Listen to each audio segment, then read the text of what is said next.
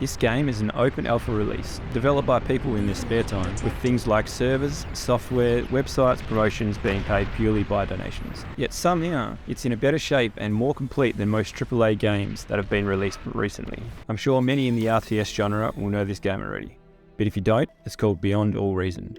And if you've been gaming for as long as I have, you'll also recognise it being heavily modelled off Total Annihilation, a game from the late 90s. There's been many remakes, all with slightly different takes on it, the last big one being Supreme Commander. The latest of the AAA failures has been my beloved Company Heroes franchise, with Code 3 launching in a pretty rough state. I do believe they'll fix it over time, just like they did with AAA 4, but in the meantime, while they only have a total of 2 4v4 maps, I'm going to be spending my limited gaming time elsewhere. So with the post on Reddit talking about another game that might pique my interest, I looked into it.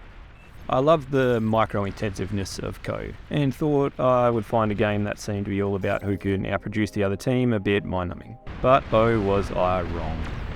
Yes, the micro isn't the same, but the intensity of the rest of the game blew my mind. I won't dive into the gameplay mechanics much, because I'm absolutely rubbish still. But I will touch on how teching up and teamwork are core mechanics. The fact that you're not all racing to get to the last tier in order to win, and you can skip techs by relying on your teammates, who are in turn relying on you, allowing them to focus on a different strategy, really hooks me. It's crazy how a great eco player can win the game for their team either by building massive units that require half an hour's worth of resources, or by funneling their resources into the rest of the team to give them the advantage. I really don't think I can do this game justice in this video, but if you're interested in the RTS genre, it's definitely worth checking out. And I don't think I mentioned earlier that at this stage it's free. Look, it's not like it doesn't have its own issues and bugs, but this one, where after an update to the game engine it broke the textures of people playing on Intel GPUs.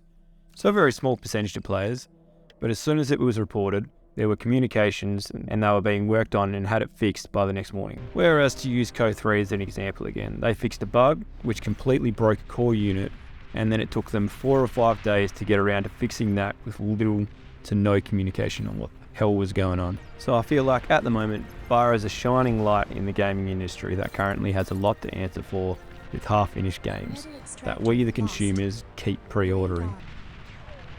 Now if you are a lover of RTS games, check out Discord link below to join like-minded people. Thanks guys, catch you later.